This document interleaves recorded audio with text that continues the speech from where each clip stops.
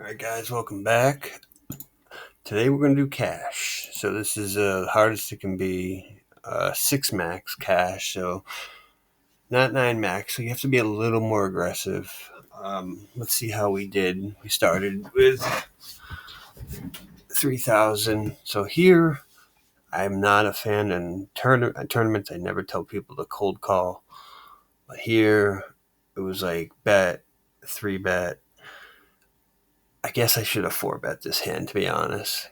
But we cold called. I think this is, it's either going to be pocket nines, pocket tens, pocket jacks, ace queen, king queen suited, ace jack suited, sometimes cold calls.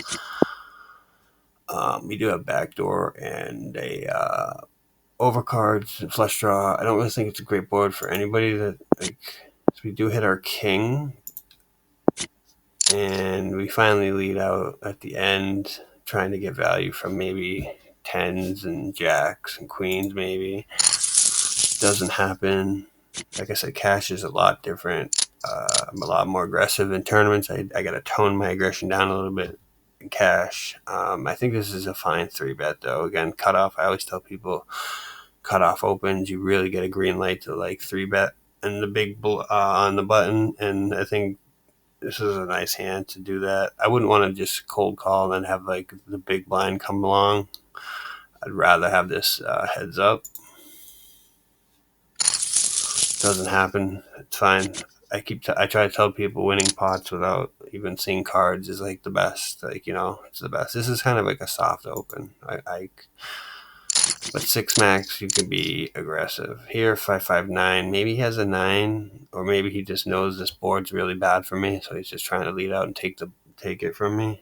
So this is like level 3, 4 poker when you have to start thinking about what this guy's doing and stop thinking about just your cards. Like, that's why I called you. Like, why would you call with ace 4? It's like, because I have a plan on the turn and maybe the river. I don't believe this guy yet.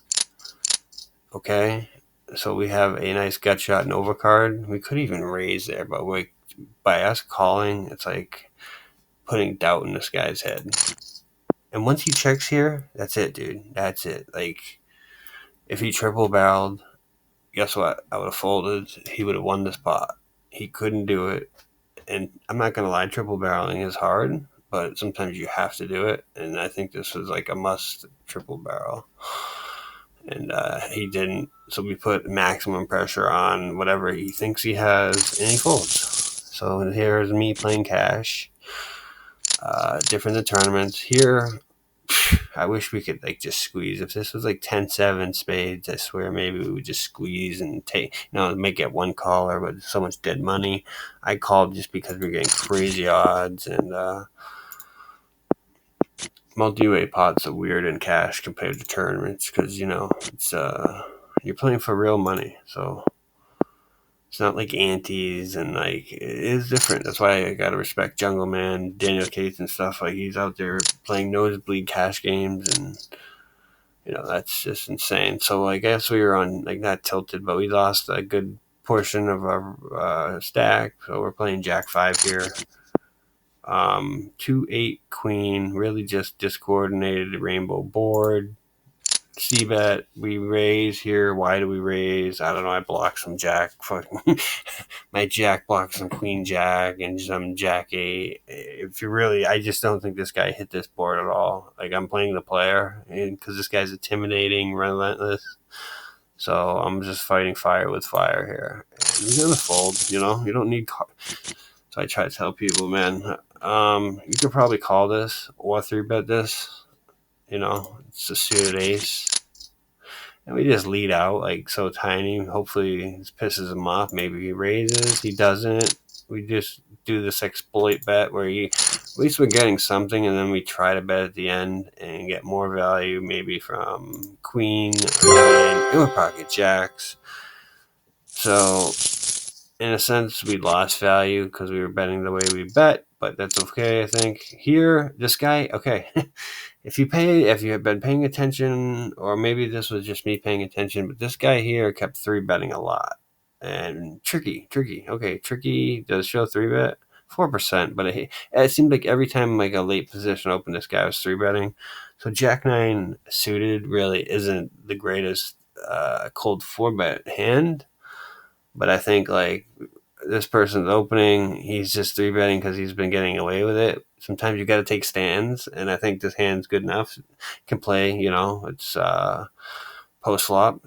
So we do it, and that works. So pay attention is basically what I'm trying to tell you. Here we can raise. We can call, but we can try to just take it down. And if it's not, if he calls, we have a hand that can play. It's 10-5 suited. I think it's better just to take pots down sometimes. So that's just me. Here, probably 3-bet this.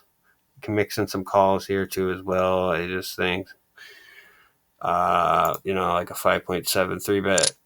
Oh, he 4-bets. We call. The only reason we call this is we have a suited ace in position, and the pot's pretty big. We're not going to give up yet. We don't love this flop, but we have backdoor flush. We don't have the king.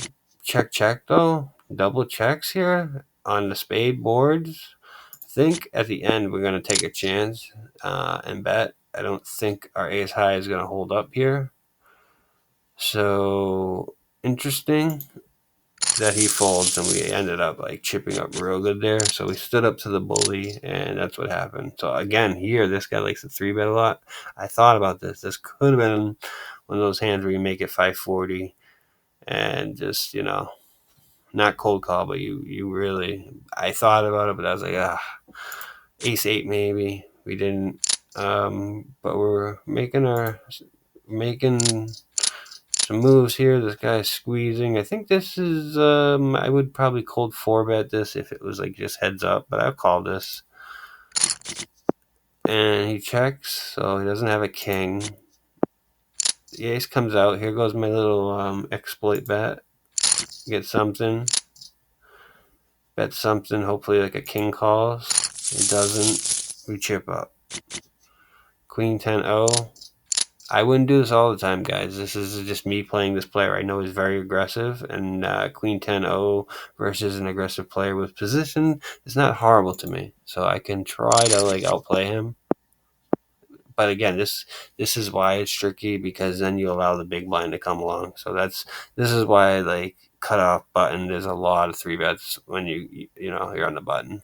I could have 3-bet this hand, no doubt. So this is kind of like you could almost fold this right now, because it's like he's betting into 2 people, he's calling, so it's like draws, and someone could have a 9. I mean, it's very dicey. So, and we do hit our straight, and here it's like I don't think we can raise. I just don't with the 9-9 jack. There's so many hands we lose to, like Jack 9, Queen 9, King 9. It's just like, so if you raise, it sucks. I think we just call. He had 8-9. He did have a 9. I guess I wish I knew that. I would have raised and whatever. Cash is so different. We're probably going to 3-bet these 6s.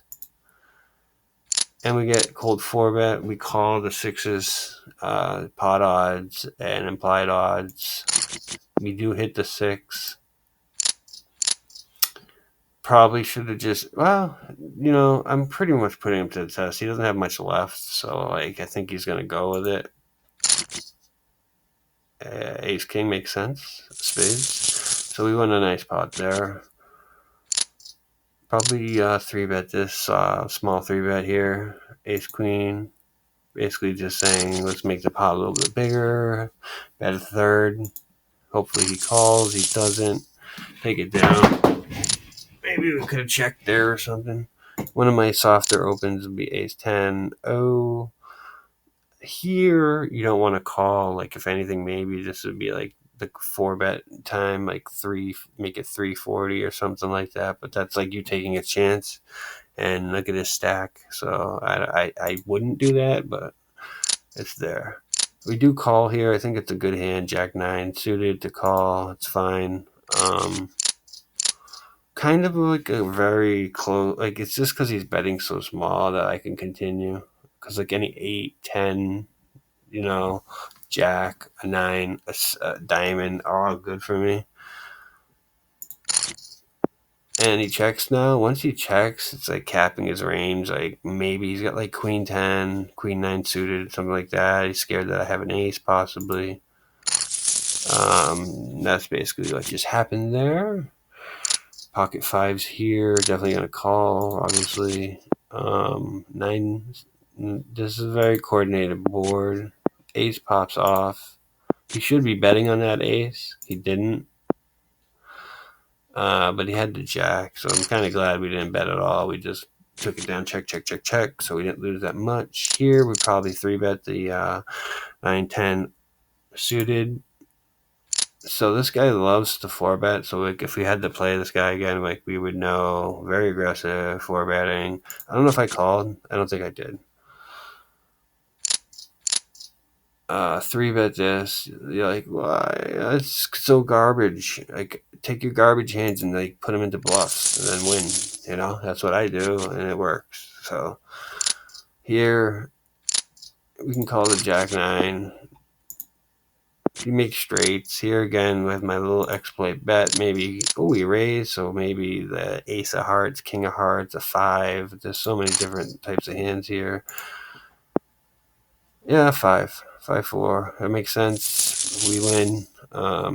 It's hand reading, guys. So yeah, that's cash. We did double what we walked out. We came in with 3 and we left with 3,500.